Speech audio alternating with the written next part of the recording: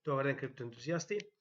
Направиме уште едно видео за генерална биткоин анализа и анализа на пазарот моментално, со тоа што денеска ќе разјасниме некои работи за оние кои што следат нашата програма, затоа што очигледно на неколку од оние кои што следат нашата програма не им е јасно.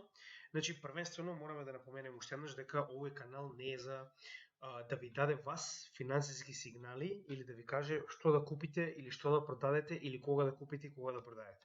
Значи, тоа мора да биде кристално јасно на сите оние кои што следат нашиот канал, затоа што ние сме одговорни само за нашиот канал, за нашата работа и за нашето портфолио. Оно што постојано ви кажувам, дека тука сме за да ви помогнеме да го најдете она знаење кое што не може да го најдете на македонски јазик, но треба сами да го користите тоа знаење. Следно, значи, кога ви ги даваме овие анализи, вие не можете да гледате една анализа во месецот и според таа анализа да се водите и да кажете, ама ти рече пред 2 недели дека ќе се случи тоа и тоа. Да, значи, во однос на околностите кои што во моментот ги гледаме на пазарот, дали се тоа вести, дали е техничка анализа, дали зборуваме за некаков тип на, како што е Ethereum Merge. Значи, тоа се вести кои што во однос на како претходно сме ги следеле и какви резултати претходно давале, затоа и ви покажуваме претходни примери, како на пример што се 0.75 rate hike-от, кои што ни покажале како се однесуваат на пазарот и според тоа имаме некој представа, прилика, како понатаму истите ќе се случуваат ако се повторат. Значи, според тоа мора да разберете сите дека кога се прави анализа, не може да направите една анализа со тоа што следење на постојаните анализи кои што ги правиме, заедно со новите вести кои што доаѓаат на пазарот, се клучни за да може да направите успешна анализа за собственото портфолио. Така да, коментарите од типот пред еден месец беше вака, значи тоа воопште не е валидно, посебно со оглед на фактот дека во секое видео ви кажуваме и точно кои датуми ги очекуваме, точно кои настани ги очекуваме и како истите настани ќе го променат пазарот во моментот. Така да не можете вие да очекувате дека пред еден месец нешто што сме утврдиле дека е во тој момент така, ќе остане постојано така. Значи, тоа е променлива работа, самиот економски пазар е променлива работа и затоа не може да очекувате постојано дека доколку сме добиле една командна стапка од 0.75, така ги се движи пазарот постојано. Значи, мораме да ги следиме постојано настаните и доколку не ја следите нашата самата програма кај нас постојано, многу често ќе се случува таквиот тип на некој начин промашени видеа, каде што ние веќе сме направиле апдейт за одредено нешто, да резултираат со тоа, ама ти рече вака, ама ти рече така. Значи, не може така да гледате на работите, мора да следите работата постојано и мора сами да донесувате заклучоци за себе си. Следна работа, која што мораме многу јасно да ја објасниме, е генерално околу Ethereum. Значи, Ethereum, кога ние го купивме, беше негде околу 1700 и ние кажаме дека истиот го купивме, споради тоа што очекуваме дека истиот доколку успее, значи ќе напоменем уште еднаш, кажавме точно дека кога го купивме околу 1700, очекувавме истиот да го пробие bull market support бендот и горната страна на овој триаголник пред да може да почне да ги достигнува овие мети, кои што досега многу пати сме го виделе со многу типови на апдейти или форкови, како што е на пример прост пример, така беше и за смарт контракт на ADA.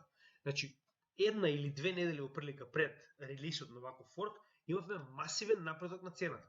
Тоа се случи и со Ethereum, ние купивме и рековме, значи го купуваме поради тоа што има многу голема шанса дека истиот ќе пробие bull market support бендот и горната страна на триаголникот и при тоа ќе добиеме масивен напредок на цената, кој што потоа ќе го продадеме доколку успее да ги постигне овие мети и ќе купиме уште повеќе во подолната граница.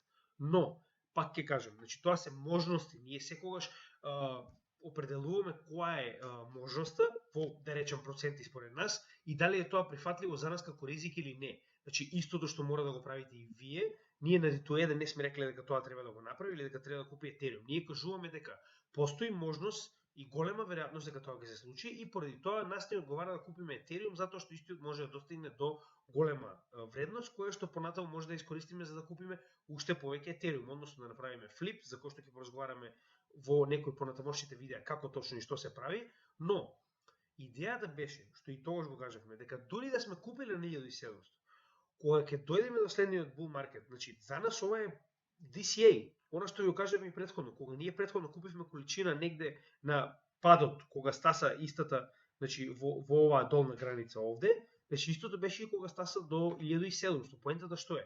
Значи, ние купуваме во DCA по патот на биткоин надолу.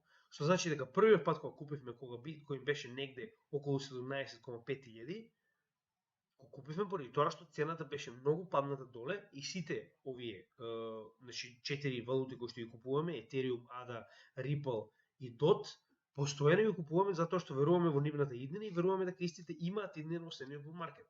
И истото се случи со Ethereum. Значи за нас 1700 е сосема прифатлива цена на Ethereum и затоа одлучивме да купиме во случај истиот да има добар напредок во овој краток период на bull пред истиот да се врати повторно во корекција надоле. Нашата приказна дека постојано се движиме во надолна граница, во надолен тек, никогаш не сме ја промениле.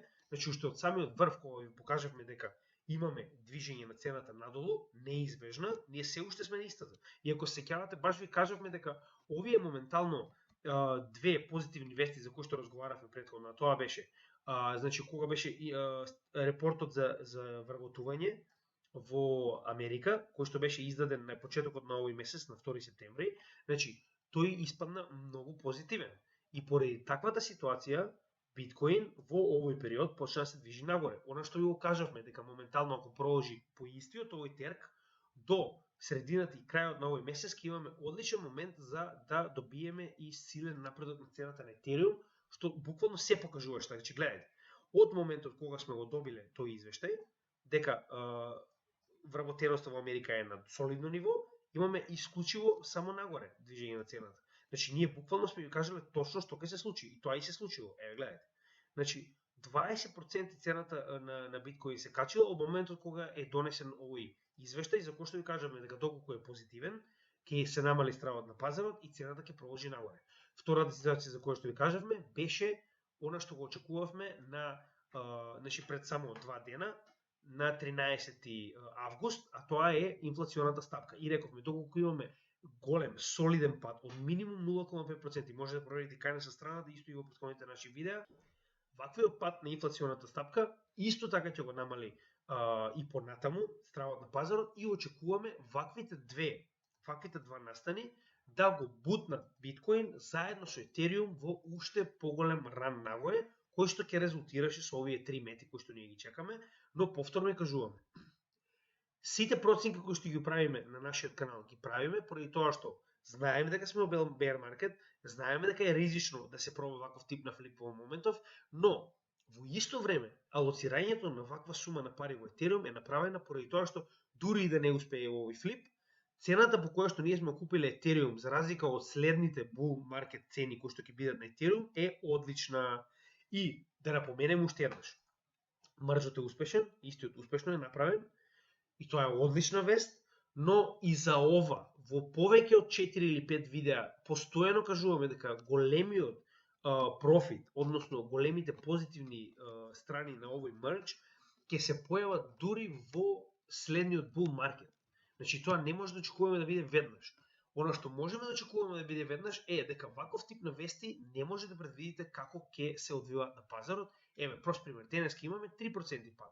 А ние рековме дека доколку успееме да го добиеме овој ран нагоре и навистина да направиме солиден напредок на цената, голема е веројатноста дека Ethereum ќе се врати солидно веднаш после реализирањето на мржот. Моментално сме во отприлика 7 часа после реализирањето на мржот и се уште цената не е многу падната, поради тоа што немаше ни голем напредок на цената.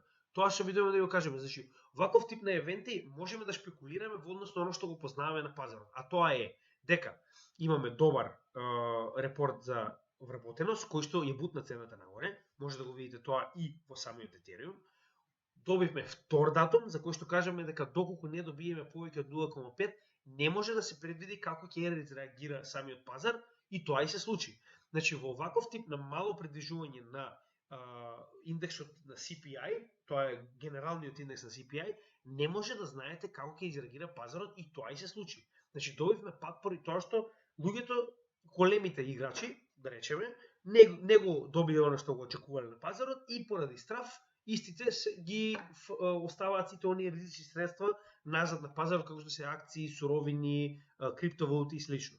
Значи, затоа ви реков, многу едноставно е. Нашиот ризик е комплетно оправдан, затоа што цената по која што сме купиле Ethereum, нас во следниот bull market ќе ни биде одлично. Можно е се уште да ги добиеме, можеби овој напредок, затоа што никогаш до сега не се случил мрч. Тоа значи дека кој да ви каже дека знае точно што ќе се случи, ве лаже.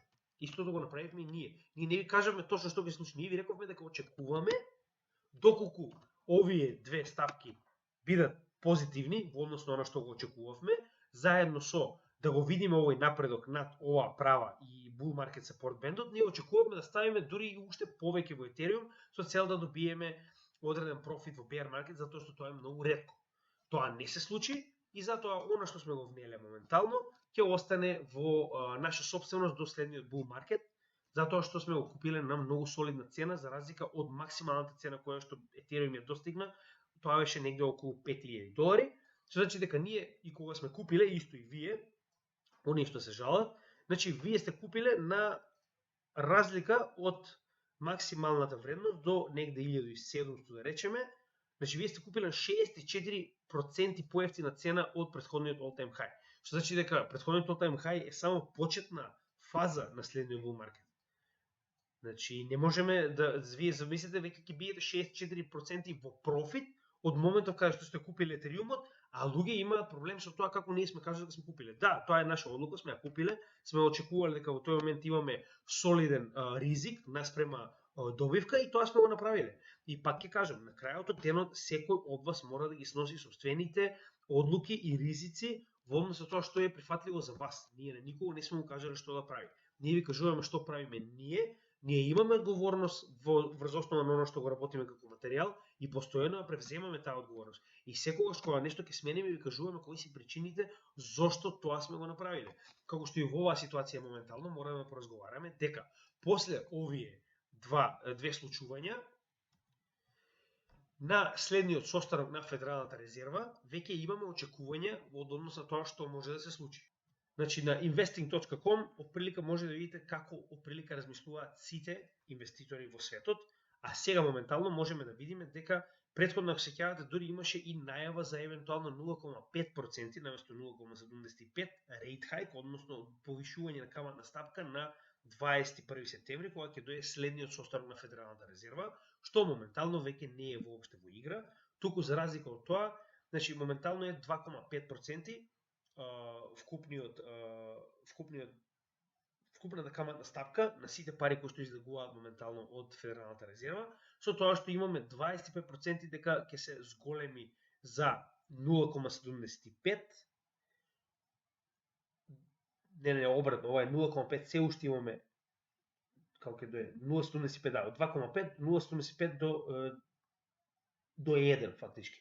Значи имаме 25% дека се зголеми оприлика од 0,75 до 1, додека гледате, веќе се очекува цел 1%, односно 100 basis points покачување за 21 септември. Што значи дека гледате како пазарот се променува постојано. Значи до моментално, ако се сеќавате претходната анализа кога го разговаравме за овој извештај на вработеноста во Америка, значи, 1 не беше ниту спомната, не беше ниту како опција, туку беше разликата помеѓу 0,5 или 0,75, со тоа што многу од оние инвеститори и аналитичари на пазарот веруваат дека поради тоа што веќе имаме солидно намалување на инфлацијата од 9,1 на 8,5, со тоа што дополнително добивме и позитивен извештај за вработеноста во Америка, значи дека поради тие две причини не можеме да очекуваме повеќе од 0,75, дури многумина очекуваат дека ќе биде и само 0,5, што значи дека конечно Федералната резерва ќе почне да се враќа на назад со каматните стапки и да ја олабавува економијата за истата да може да се врати во нормала. Но гледате како една вест може комплетно да промени целата слика на пазарот, што и се случи. Затоа и ви велиме, DCA е стратегија која што не ви дозволува да сгрешите. Во оваа ситуација, со тоа што ние сме купиле Ethereum на оваков тип, на оваква ниска стапка, ние се уште сме во одлична позиција и се уште имаме пари со кои што ќе можеме да влеземе и понатаму на пазарот. Тоа е уште една од оние работи кои што постојано ја кажуваме, дека не може да внесете се на се или ништо. Значи мора да го реструктурирате вашето портфолио и да оставите одредени резерви на stablecoin или кеш на страна, со цел да може да влегувате на одредени стапки надолу полека и полека и на тој начин да добиете подобар DCA просек. на вашето портфолио, на оно што го купувате. Сега, од овој ваков тип на промена на стапките, кој што никој не може да го предвиди, значи никој. Може да шпекулирате, може да се поставите што можете подобро, но на крајот од денот работата, сега ќе ви кажам која е разликата. Дали ќе добиете малку брз профит, кој што можете го пренамените за дополнително купување, или ќе добиете бавен профит кој што ќе мора да го акумулирате во текот на овие 2 години додека не дојдеме до следниот халвинг. Што значи дека вака или така, сите оние кои што купуваат во овој момент се во профит. Повторно, не е финансиски совет, само ви кажуваме, не само од наше гледиште, туку гледиште на сите моментални инвеститори на пазарот, дека веруваме дека ќе има следна нога надолу, тоа постојано го кажуваме, може да ги проверите нашите претходни видеа, ќе видите. Секогаш кога сме давале позитивна оценка на пазарот, било краткотрајно, затоа што ваквиот тип на да речем, во случајов rate hikes или извештаи на пазарот или инфлацијата паднала, значи сето тоа представуваат моментални ситуации кои што го олабавуваат пазарот и го намалуваат стравот и добиваме памп. Но на ниту еден од овие пампови ние не сме ви рекле купете. Туку сме ви рекле да, ако ова се случи, можно е да се предвижи цената нагоре поради тоа што се случило ова и ова на пазарот. Сега во моментов не можеме да ви кажеме такво нешто, иако и ние сакавме многу етериум да ги достигне овие следни нивоа и да можеме да го продадеме за цел да акумулираме повеќе надолу. Значи реалната ситуација е комплетно поинаква. И ние постојано ви кажеме дека мора да се следи пазарот без прекин со цел да се поставиме најдобро што може. И ќе напоменам уште еднаш сите оние кои што купиле во овој период секако ќе бидат во позитива со оглед на фактот дека марџот е успешен. Тоа значи дека ако веќе марџот е успешен, можеме да очекуваме дека ова на вистина за 2 години ќе вроди многу голем плод, посебно со оглед на фактот дека до сега етериум се произведуваше 4,6 милиони на годишно ниво, а сега се произведува само 600.000. Што значи дека во наредните 2 години, кога ќе се намали овој supply, ова залиха која што постојано се произведува на само 600.000, тоа значи дека ќе дојдеме до момент каде што веќе нема да има доволно етериум на менувачниците и неговата цена експоненцијално ќе расте со тоа колку помалку етериум има за да се купи. Значи тоа мора да го запамтиме и уште еднаш да напоменеме дека главниот профит на сите оние кои што имаат етериум не е сега, ова е само моментален флип. Главниот профит ќе дојде многу подоцна кога ќе влеземе во следниот бул маркет. Запомнете го тоа и гледајте на бул маркетот и на криптосферата на долг временски период. Затоа ние не даваме кратки сигнали и кратки купете и продадете за разлика од 5%, ние постојано ви кажуваме дека мора да ја гледате големата слика и дека главниот профит доаѓа после халвингот. Сето оно што се акумулирале сега, главниот и најголем профит ќе го добиете откако халвингот ќе помине и една година подоцна што уствари представува самиот бул маркет. Значи ова е околу разјаснувањето на сите оние кои што ги гледаат нашите видеа, затоа што мораме да образложиме дека не може секое видео да биде само негативно или само позитивно. Ги читаме моментално ситуациите на пазарот и според тоа ви кажуваме што да очекувате краткорочно и долгорочно, што не значи дека вие тоа веднаш да го користите како значи јас сега ако купам ќе добијам и крај. Значи тоа мора да го сватите дека тоа е ваш ризик и ние кога го правиме исто да го правиме на наш ризик, како што веќе го направивме. Значи, не сакам да се повторувам, иако знам дека ова ќе треба да повторам уште милион пати, очигледно понатаму ќе имаме уште повеќе луѓе кои што ќе го гледаат каналот. Поентата е да разберете дека секој од вас носи ризик за себе си и тоа нема никогаш да се смени. Значи, ние не сме канал што тргува на кратки патеки, па да ви кажуваме сигнали, ние сме канал кој што се обидува да ви даде едукација и да ви даде да научите како да го читате пазарот постојано, не во еден момент, туку постојано затоа што пазарот се движи без прекин. Сега, да се вратиме повторно на битниот момент од однос на тоа што очекуваме моментално во однос на следниот rate hike.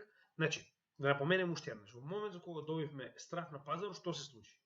Сега да споредиме и да знаете како сето тоа изгледало и зошто тоа се случило. Значи, во моментот кога добивме негативна, не е негативна, туку е на некој начин неутрална промена на инфлациониот степен, значи тоа е основниот инфлацион степен CPI индекс, кој што од 8,5 се смали само на 8,3, значи се смали само на 0,2%. Имаме страф на пазарот затоа што ваквиот недоволен процент на намалување значи дека самите rate hikes не се доволни. Значи тоа е како пазарот го анализира моментално, како е да анализира моментално ситуацијата и зошто се појавува ваков страф.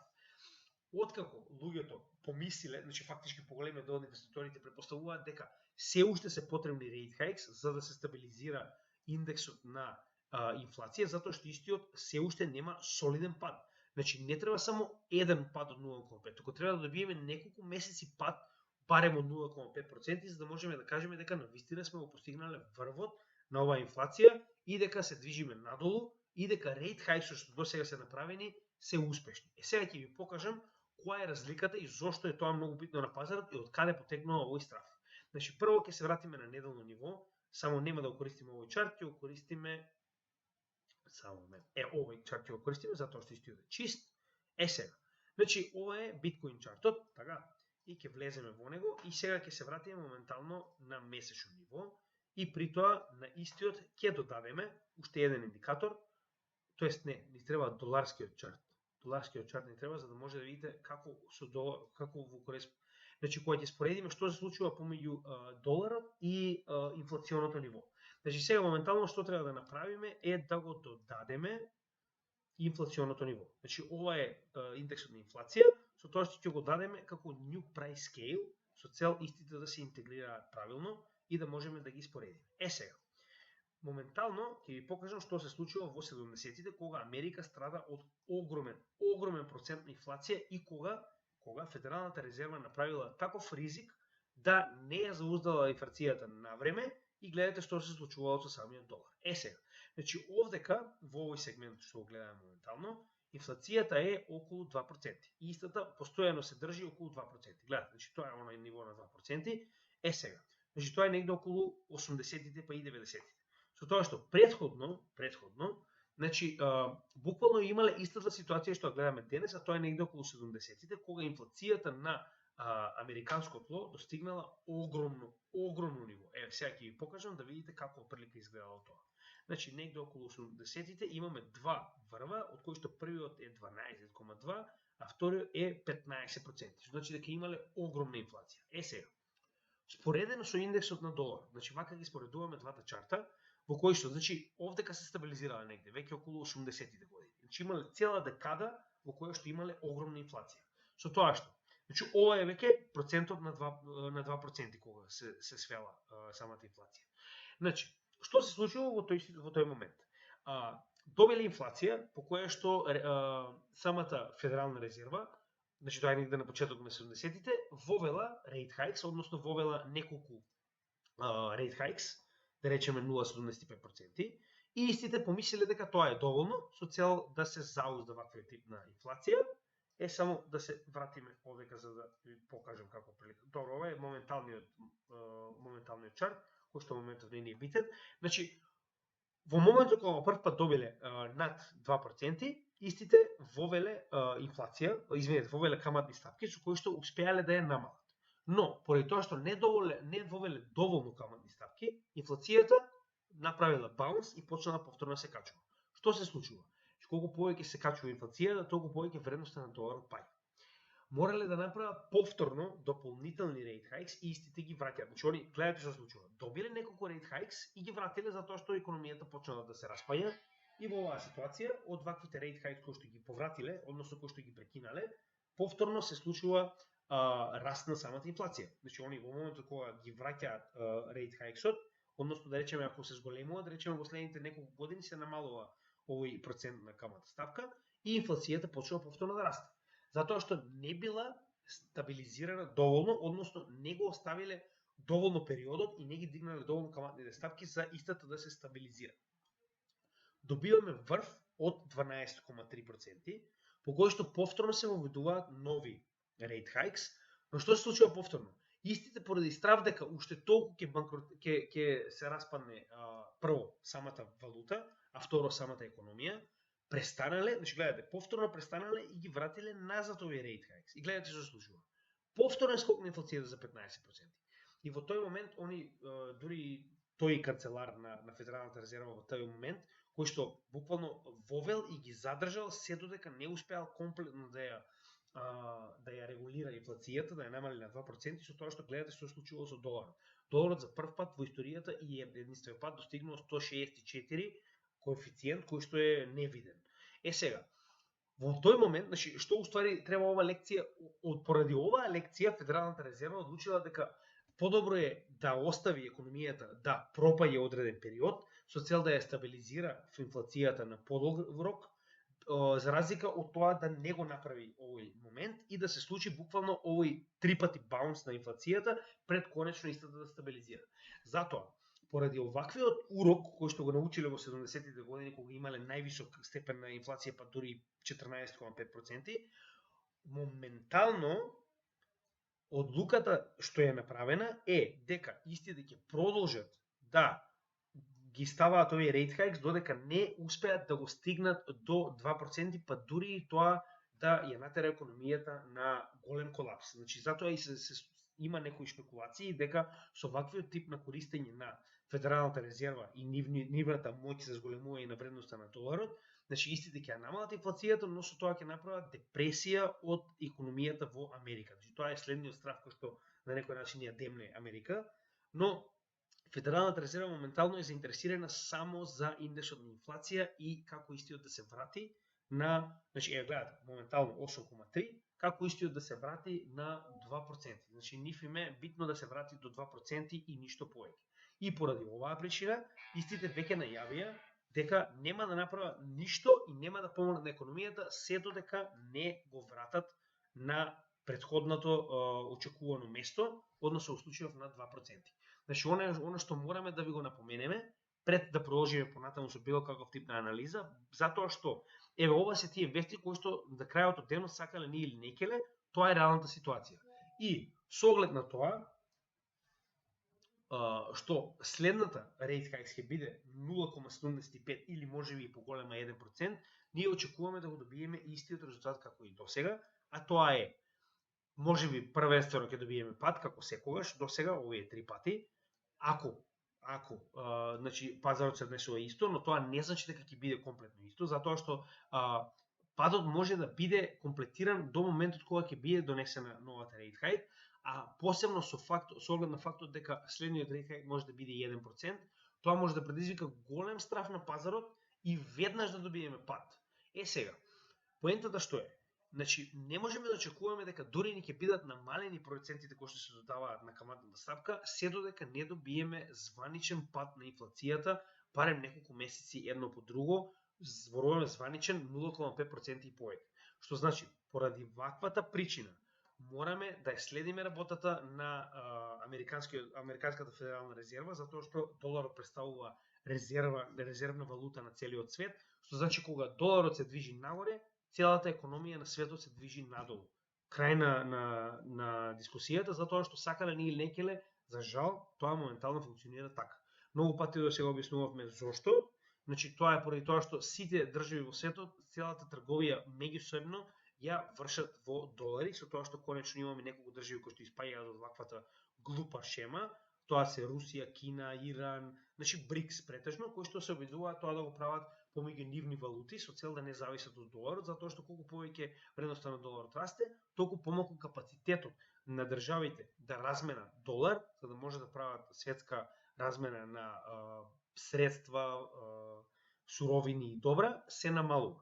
Поради таа причина, значи ова е многу лоша пракса ако мене прашувате, но за жал е единствената која што досега светот ја знае. И да не забораваме уште еднаш на DXY индексот, можеме да видиме дека се наоѓаме во bull flag, кој што како таков се уште не е комплетиран. Ако сте ги гледале претходните анализи ќе видите од каде се тоа потекнало, со тоа што овој пат во претходната 0,75% rate hike, кој што го добивме на 26-27 јули, е оној кој што моментално се реализира со нов локален топ, кој што рековме дека не е комплетен се додека не падне вредноста на DXY под самиот флаг, под самото знаме, со тоа што една од големите граници кои што моментално ја држи оваа цена е овој канал во кој што моментално истата се движи. И самиот канал моментално представува пречка за движење на вредноста на DXY индексот нагоре, со тоа што пак ќе напоменам, значи метата ни кореспондира со корекцијата која што добивме во Фибоначи секвенцата нагоре на 161,8% Фибоначи, тоа е првата мета, со што значи истата кореспондира со самиот bull flag. тоа веќе го разговаравме, но сакам да го напоменам уште еднаш затоа што ваквиот пораст на DXY ќе значи паѓање на се останато. Значи се. И да видиме уште еднаш на дневно ниво, гледаме дека имаме солиден потенцијал за раст, затоа што имаме баунс на сток RSI. RSI не е oversold, не е overbought, значи не е во над 70%. Имаме MACD или бранот на моментум прекршување, со тоа што сигналната и базичната линија се раздалечени, имаме зелена точка, VWAP се движи нагоре, money flow е неутрален за сега, но доколку погледнеме на неделно ниво, значи иако се наоѓаме oversold, како што и рековме до сега неколку пати, гледате дека overbought, значи во препродадено, значи неколку пати веќе се наоѓаме во тој сегмент и се уште продолжуваме понатаму се движиме нагоре, затоа што ваквите rate hikes постојано ќе го движат индексот нагоре, затоа што му даваат се повеќе и повеќе сила. Како тоа функционира веќе разговаравме, може да и погледнете нашите претходни видеа, исто така и може да погледнете, имаме посебно видео за DXY индексот и која е неговата корелација и како функционира, за да не објаснуваме по 10 пати, нема да имаме доволно време на ова видео. Значи, DXY индексот моментално е главната причина поради која што ќе имаме пад на пазарот, со тоа што дополнително мораме да напоменеме уште една работа која што досега не сме вие кажале, а тоа е дека CPI е генерална инфлациона стапка на сите добра во американската економија, со тоа што имаме уште една која што се нарекува core инфлација, само момент, со тоа што доколку се придвижите горе во ова мени, значи оваа страна може да најдете кај нас на Facebook пејџот, каде што ја објавивме истата. Значи би било паметно вас да си ја запамтите како букмарк со цел да може да користите постојано, со тоа што има втор индекс кој што е многу побитен, значи тоа е Core Inflation Rates, односно Core инфлацијата, која што за разлика од CPI генералната инфлација не ги зима во предвид горивата и храната. Сега, проблемот е што ваквиот тип на инфлација, значи според Fed, се очекува дека е многу постабилна поради тоа што најчесто најголеми флуктуации на цените, посебно со инфлација, се гледаат во горивата и во храната. И заради таа причина, значи во однос на тоа како донесува одлуки, Федералната резерва многу повеќе ја гледа оваа, иако нели мора да ги гледа двете, но многу повеќе го гледа овој индекс, каде што, како што рековме уште еднаш, на кор инфлацијата се извадени цените на храната и цените на горивата. Со тоа што моментално најголемиот проблем не дојде поради тоа што се намалила само 0,2% CPI инфлацијата, туку затоа што кор инфлацијата се зголемила за 0,4%. Значи, кор инфлацијата се движи на 6,5,9 веќе 3 месеци, што значи дека немаме некоја голема промена, но посегата 0,75% на овие добра не успеала да изврши толку голем притисок и затоа истата е качена за 0,4%. Што значи дека поради ова качување на кор инфлацијата се очекува Федералната резерва да направи не 0,75, туку се повеќе се очекува да направи 1% покачување на каматните стапки. Значи, ова е оно што морам да ви го покажам, затоа како што може да видите, значи не ви ги даваме сите податоци одеднаш, затоа што ќе ве збуниме. Гледате дека како се движиме постепено низ нашите анализи, ви додаваме дополнителни коефициенти, дополнителни идентификатори, дополнителни индикатори кои што мораме да ги следиме, со цел да добиеме целосна слика на тоа што се случува на пазарот.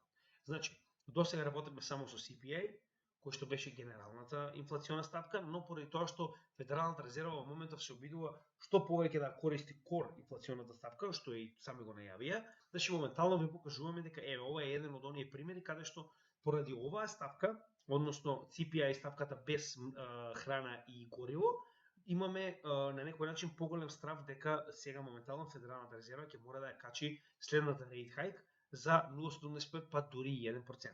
Со тоа што ако се случи 1%, тоа е веќе сосема нова ситуација на пазарот, каде што јас верувам дека ќе имаме масивен страв кој што ќе доведе до зголемување на DXY нагоре. Верувам и дека ќе се комплетира ова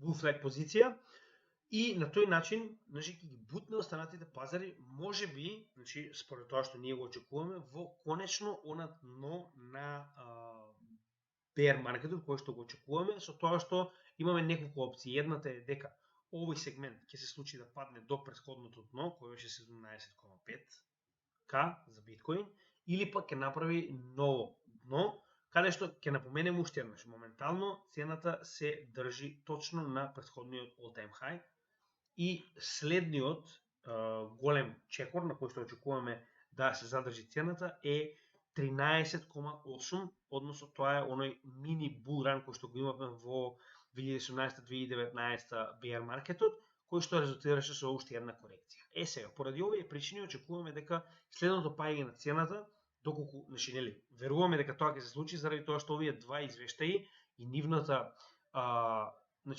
оправданоста која што има Фед моментално потекнува поради тоа што вели дека економијата е се уште многу стабилна, поради тоа што имаме многу добар извештај за вработеноста во Америка, додека инфлацијата се уште не е доволно намалена, што значи дека зголемувањето и понатаму на каматните стапки за Федералната резерва моментално е комплетно оправдано. Што значи дека моментално овие два извештаи највеќе одговараат само на Федералната резерва и на никој друг. Ако тоа се случи, а ќе се случи со оглед на фактот дека многу голем дел од оние кои што навистина познаваат како функционираат пазарите, веруваат дека навистина ќе се добие оние 1 или 0,75%, кои што повторно ќе резултира со следен пат.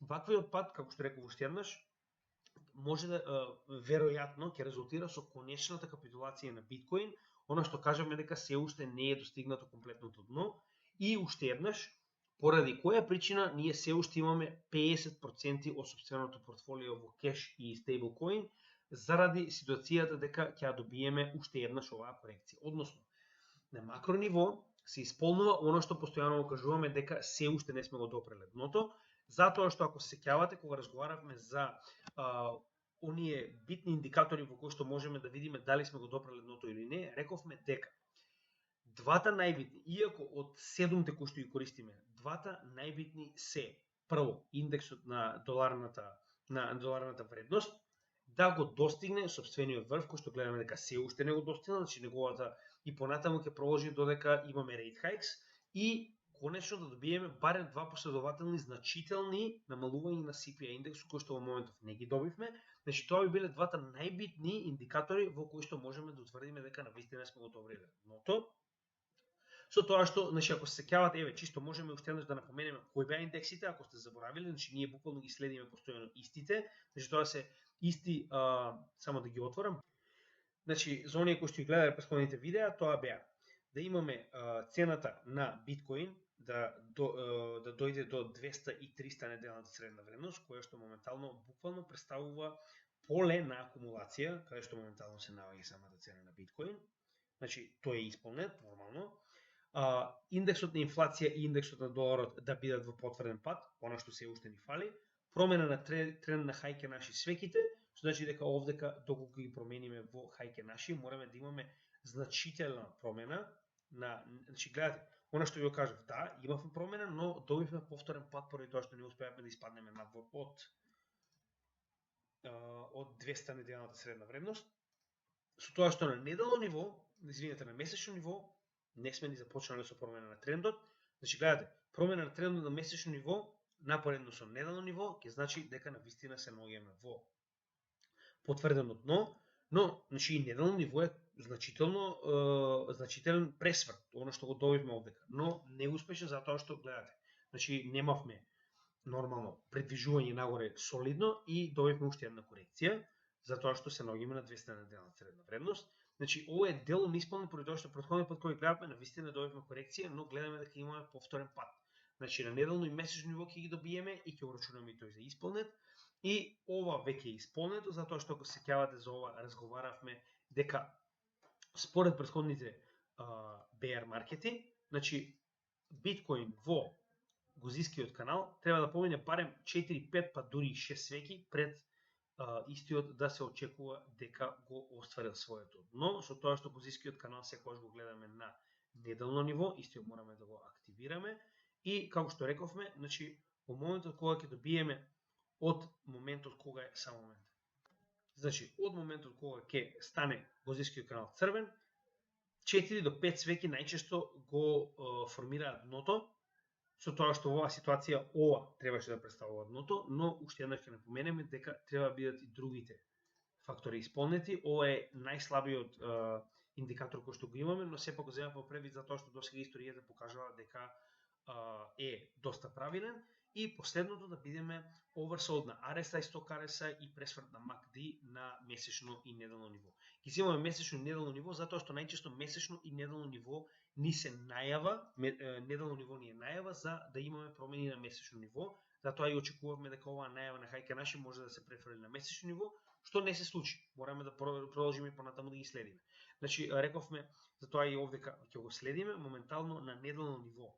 Имаме ниска вредност на RSI, кој што е моментално од 34, иако беше sold, значи препродаден, беше на ниска вредност. Stock RSI моментално не може да го земеме предвид, затоа што истиот е релативно непредрез, посебно и на неделно ниво. Гледаме дека имаме пресврт на MACD и гледаме дека имаме конечно зелен бран, но мене ми е се уште страв дека ќе го доживееме истиот овој пресврт овде. Значи добиваме позитивен моментум и повторен пат. Добиваме позитивен моментум и можно е да добиеме повторен пат. Значи тоа е оно што моментално остравувам поради оваа нова rate high кој што имаме, додека на месечно ниво сме далеку од промена на трендовите. Гледаме дека моментално Stock RSI се наоѓа длабоко доле во препродадено, каде што се уште не сме добиле званично придвижување нагоре како во овој сегмент, за да можеме да кажеме дека базичната и сигналната линија се раздалечени. Гледаме дека моментално RSI се наоѓа на најниска можна вредност од 42,4 во целата историја на биткоин, со тоа што имаме уште многу голем простор за пат, значи од 42 до 30 може да падне пред да биде препродаден и гледаме дека MACD на месечно ниво е во целосен пат и дека се уште немаме дури ни во столбовите, кога ќе се појави посветла црвена боја, можеме да очекуваме дека сме близко до промена на тренд, но гледаме дека на вистина сме далеко од тоа сега за сега, што значи дека на месечно и неделно ниво со овој нов пат сме далеко од промена на овие трендови, за да можеме да утврдиме дно. И ќе напоменем уште еднаш, главното дно ќе дојде кога ќе ги исполниме овие две точки, односно кога индексот на инфлацијата ќе биде во потврден пат заедно со индексот на доларот. Сега за сега сме далеко од тоа. Значи, ова е оно што го очекуваме во следниот период. Ќе напоменам, 20 и 21 е многу битен датум, со тоа што очекувањата моментално се дека ќе добиеме следен rate hike од 0,75 до 1%, од кој што верувам дека како 1% ќе имаме голема паника на пазарот и пад на индексите, кои што, ако мене прашувате, се едно од најпозитивните работи кои што може да се случат, затоа што ваквиот пат ќе значи повторен пат на биткоин и на тој начин повторна добра шанса за купување на крипто на голем попуст, со тоа што, ако се сеќавате, значи уште на почетокот кажеме дека bear маркетите е најдобриот момент каде што со DCI ги чекаме овие моменти на пат, па раст, повторно пат. Значи во сите овие падови, кога се движи цената надолу, алоцираме дел од нашето портфолио, во ситуација алоцираме од нашето портфолио во топ, да речем, проекти кои што не се биткоин, значи ние генерално имаме таква стратегија да не финансираме во биткоин, со тоа што генерално биткоин нема никогаш да ни ја даде оној процент на заработка, додека за разлика од тоа, овие 4 валути кои што ние моментално финансираме, а тоа се уште еднаш ќе повторам, Ethereum, ADA, Ripple и DOT, кои што се еден од топ 10, ако не 12, можеби во моментов криптовалути, кои што ние веруваме дека има исклучиво добра иднина и како такви за нас се сосема солидни, сосема безбедни за да можеме да инвестираме, со тоа што дури да сме купиле на малку повисока вредност, нас уопште не е проблем, затоа и кога рековме дека алоцираме 25% во овој сегмент, за нас тоа беше сосема прифатливо. Кога алоцираме останати 25% во моментот кога порасна цената на Ethereum со цел да не промашиме евентуален памп, и тоа беше прифатливо, со тоа што моментално останатиот дел 50% го чуваме буквално за овој предвиден пат, затоа што ќе напоменем уште еднаш. Значи, инфлацијата на американското не само, туку и низ целиот свет е на многу големо ниво. Имаме практично војна за енергенци, во која што во Европа моментално најголемите и најбогатите држави ќе страдаат за газ, ако не и за бензин, до крајот на оваа година. Со тоа што Русија, Украина војната не е запрена, само што се појави нов конфликт помеѓу силите на Азербејџан и Арменија во Нагорно Карабак. Дополнително имате влегување на Турција во овој конфликт најавено, имате најава на конфликт во Тајван, каде што Кина се обидува да го превземе сопствениот остров назад. Значи, сите овие работи оваа зима ќе произнесат со дополнителен пат, ако не само оваа причина која што досега вие кажавме. Значи, како што ви реков, не може да гледате само во техничката анализа. Техничката анализа е предвестник на оно што се случува во самиот свет, каде што новите rate hikes, сите овие кризи и војни кои што ги набројавме, оваа зима ќе го бутнат и криптопазарот и останатите пазари на уште пониско ниво, каде што планираме да го алоцираме преостанатиот дел од нашето портфолио, но овдека пак се враќаме на таа прва почетна идеја која што ве објаснуваме. Значи не може сега вие тоа да го земете здраво за готово и да кажете добро, не купувам ништо поради тоа што они рекоа дека сигурно пазарот ќе паѓа. Не, се наложува дека пазарот ќе паѓа и според тоа би било глупаво сега ние да одиме против пазарот и да купиме само заради тоа што може нема да падне, има 1%. Но ако во истиот момент добиеме резолуција на конфликтот во Тајван, резолуција на војната во Украина, Европа, да речеме, и Европа се договори за продолжување на соработката на газ, да речеме инфлацијата падне поради моментално, да речеме, успешните мерки на пазарот. Значи, ако тоа се случи, нормално дека ќе престанат овој страф на пазарот, но во догледно време не изгледа дека тоа ќе се случи. Поради овие причини не можеме да одиме контра на пазарот и мораме постојано да го следиме и да го анализираме. И поради овие причини моментално немаме алоцирано 50% од собственото портфолио, чекајќи на овие случувања кои што ги гледаме на пазарот да го донесат она што секој го очекува, а тоа е уште еден пат. Значи, затоа ќе ве замолиме уште еднаш, ако следите нашата работа, следете ја постојано. Нормално, кога имате прашања, тука сме да ги одговориме, но уште еднаш, не даваме финансиски совети, ние не даваме и не продаваме сигнали, значи ние работиме исклучиво на анализа, која што вас треба да ви представува едукационен апарат со кој што вие ќе направите собствена анализа и вие ќе одлучите во што ќе инвестирате. Значи, јас ви кажувам зошто инвестирам во овие проекти и што очекувам од нив. Тоа можеби нема да се случи. Затоа имам прво DCA, а второ имам други алтернативни проекти кои што ако едниот не успее, другите ќе успеат. Значи, мрџот можеше и да биде неуспешен. И овие 42% од моето портфолио да отидат на нула. Значи, тоа секогаш е можно. Но ќе напоменам уште еднаш. Мора да го распределите вашето портфолио според ризикот кој што кој што можете да го прифатите. И во таа ситуација, ако веќе сте алоцирале во одредена валута, не го правете тоа поради тоа што ние сме рекле дека веруваме дека е добро, правете го поради тоа што вие верувате дека тој проект е добар. Значи не може да го префрлите ова на некој и да кажете да, пошто ти рече Ethereum е добар и ние купивме. Не, тоа мора да направите вие собствено истражување каде што вие ќе одлучите дека Ethereum е добар или не. Значи тоа е основната разлика помеѓу нашиот канал и сите оние други познавачи на крипто кои што ви викаат, знаеш што, купи го овој коин или купи го тој коин или јас ќе ти продам коин. Значи, ние ви даваме знаење, вие треба сами да одлучите. Ние не ви даваме магични коини кои што ќе ви донесат билиони, ние ви даваме знаење, вие треба сами да одлучите што понатаму со таквото знаење. И за крај, само уште една интересна вест која што ја добив, која што сакам да споделам со вас. Значи, Binance одлучи дека на собствената платформа ќе работи само со BUSD, со тоа што најавено е на сите корисници на Binance дека од септември 29 исклучиво ќе се работи со BUSD и сите оние кои што имаат USDC, USDP, TUSD и слично ќе бидат променети во BUSD без ваша согласност, дури и да ви се ставени во позиција, да речеме, да имате некој леверидж или нешто, ќе ви бидат извадени, позицијата ќе биде завршена и ќе ви бидат променети во BUSD. Ви кажувам да знаете, за евентуално ако имате некаков тип на трансакција или некаков тип на пари кои што не сакате да биде променети во BUSD или па имате отворена позиција, да го имате тоа во предвид, за да не ви се случи да ви биде затворена. Значи, септември 29 е датумот кога Binance ќе го направи овој флип на сите стейблкоини кои што ги има во BUSD на собствената платформа. Тоа е што имавме за денес. Ви кажуваме што моментално очекуваме, со тоа што знам дека самиот Ethereum мерч, значи иако моментално е многу разочарувачки за оние кои што очекуваат дека ќе направат и јадници на краток рок и вклучувајќи ние нас нормално, затоа што досега сите форкови резултирале со таков тип на солиден раст.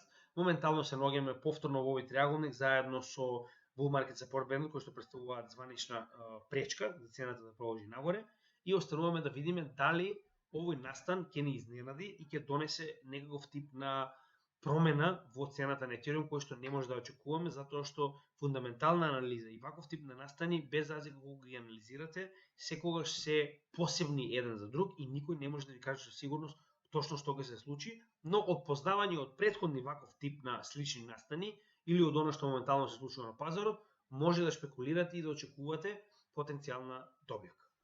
Тоа е се што имаме за денес. Се надам дека ви се допадна ова видео на нашиот канал.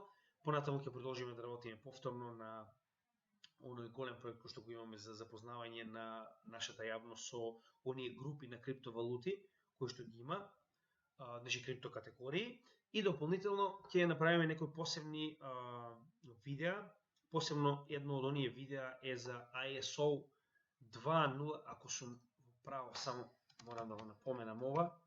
Ова е едно од многу битните работи кои што сакаме да ги Значи, за ова ќе направиме наскоро видео, имате го предвид. Значи, има одредени коини кои што во светската финансиска сфера, посебно во SWIFT и сите оние размена на пари, ќе бидат многу добар потенцијален профитабилен подвиг за било кој што сака да инвестира во нив, со тоа што сакам само да напоменам дека, значи чисто за да видите, ISO 20022 представува новиот стандард во кој што ќе работи SWIFT заедно со останатите значи банки и целата економска сфера во светот, со тоа што гледате го ова.